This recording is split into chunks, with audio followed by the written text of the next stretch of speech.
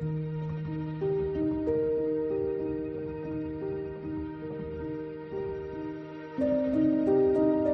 when I come home, one of the first things I always do is light an incense. Why, you may ask? Well, don't really know. It just became a habit. But when my ex was living here, he wouldn't let me burn incense, candles, wouldn't let me have a diffuser, couldn't wear lotion. So now, I light an incense every night, at least one every night, because he can't tell me no. And that is very freeing. Good evening, my friends. It is Sunday night. I worked a 6-hour shift today. I'm in pain. I almost didn't complete it because they had me putting things away instead of my normal job. This certain company I work for has a social media contract that we've signed. Therefore, if I disclose where I work, I could be fired, and I don't want that.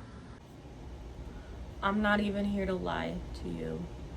Nights get really rough for me ever since my boyfriend broke up with me, because that's usually and always when we used or drank together, and nights would get bad. Some nights would be so bad that I would cry myself to sleep and wake up with no recollection of most of the events the night before. There was always fighting, there was always screaming over everything, and it wasn't just booze. But I've noticed when I'm alone, my mind thinks a little too much, if that makes sense. And to some it might not. And to some of you, you might be like, well, then distract yourself. And to that I say, I try. I try really hard to. I read, I color, I watch YouTube, I scroll TikTok. I think all of us scroll TikTok at this point. But it does not help the intrusive thoughts in my brain. I've suffered with intrusive thoughts for as long as I can remember. They got worse after I started doing synthetic drugs almost 3 years ago. It really messed with my brain, and it has caused a lot of psychotic features to appear, which is scary, but for right now they're under control, and we're going to keep them that way by not smoking anything synthetic or drinking or doing anything in general that will take me from my baseline. Because this last time in rehab really taught me that I need to be careful about what I consume, because if I don't, I'm never going to return to baseline, and I'm always going to be on all these meds. And I'm not saying anything bad about people who are on a lot of meds. I'm just saying, for me personally, I want to lower my doses to the most effective dose, but the smaller, the better. And that might sound weird to some, but I've been highly medicated the last 5 years of my life. Until I met my recent psych, I was on the highest dose of my antipsychotic. There was no higher than what I was on. And I'm on a pretty high dose of a mood stabilizer, but it's making my hair fall out, because my hair used to be down to my butt, and then I got put on all these psych meds and it started to fall out. It doesn't want to grow any longer, and it doesn't matter what I do. I guess what I'm trying to say is I want others to know they're not alone. If you have mental health problems, if you have intrusive thoughts, if you have tried to off yourself or have thoughts about offing yourself, been there. I'm still there some days, but I've come a long way, and I want you guys to know that it does get better. As cheesy as that sounds, I know it sounds cheesy, but just because it gets better does not mean you're not gonna have a bad day.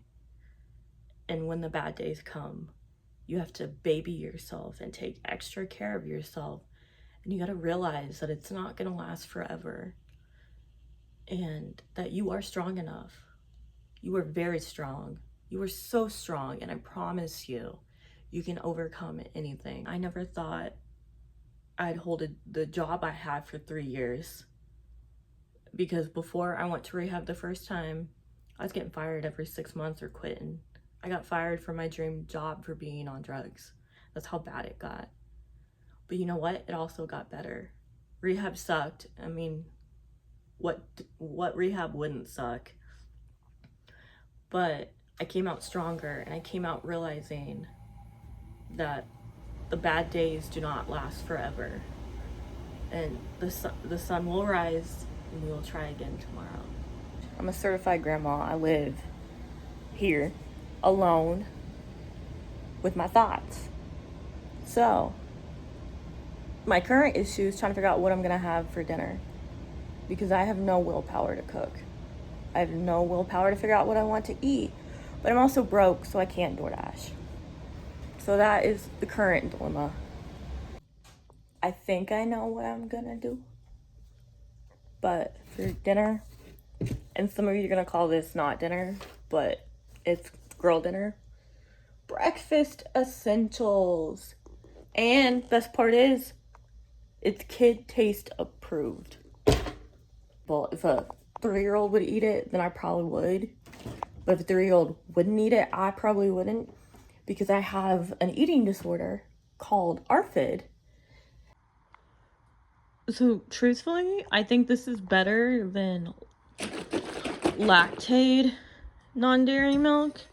I found it at Walmart. I probably need to buy more this week too. This is almost empty. I'm gonna sit here and drink my dinner and then try to figure out what I'm going to do. But if I don't talk to you guys the rest of the night, I'll see you tomorrow morning. Good morning, beautiful people. I slept hard last night. I drank my protein shake, and then not even an hour later, I fell asleep. I was that exhausted. My body can't take working, or at least not working the amount of time I did back to back the last 2 days. Like, my body hurts, everything hurts. I'm stiff. It's not a good morning. It's a good morning, but not for pain. How about that?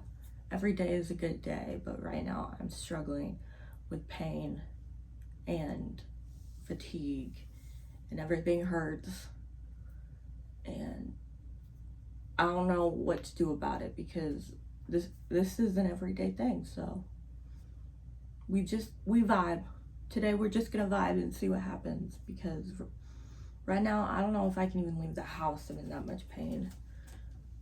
So we shall see. But I do have an important phone call at 10 a.m.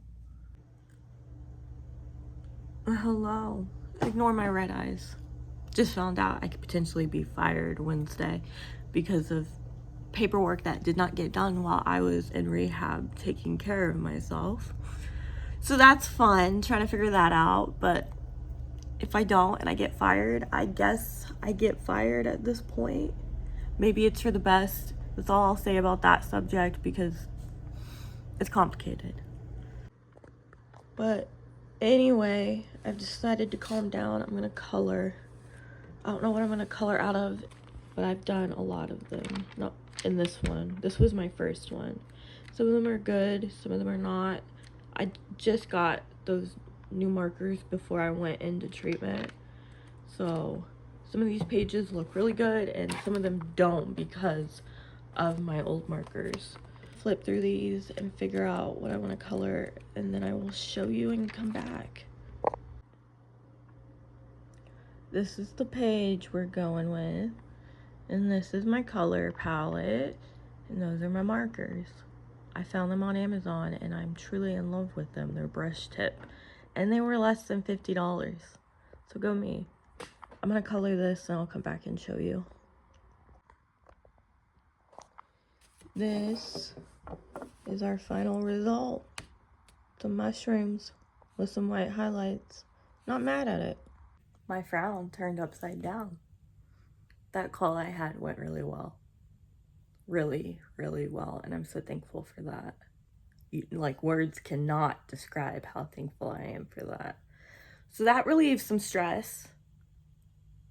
but I'm still worried about the work thing, so that scares me. But for now, at least we have one good piece of news. And I'll take it. I really will. Hello, my beautiful people. If you can't tell, I washed my hair. And if you could tell on the previous clips, it needed it badly.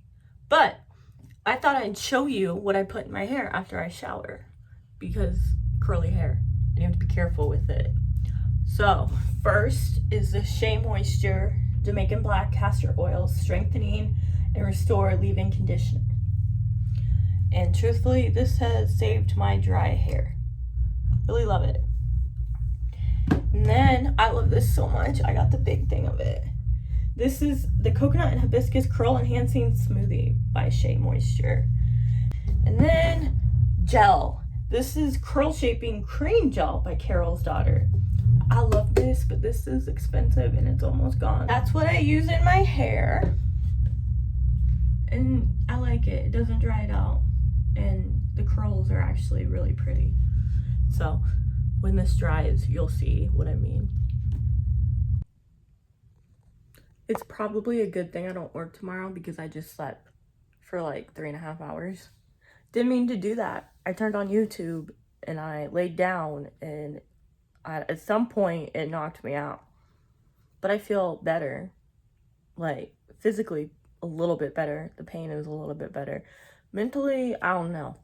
But I am now currently watching Takedown with Chris Hansen. I don't know if you all remember his show To Catch a Predator, but he now owns his own streaming network, and he releases free episodes on YouTube every once in a while. I don't have the money for his subscription, but I'll take what I can get.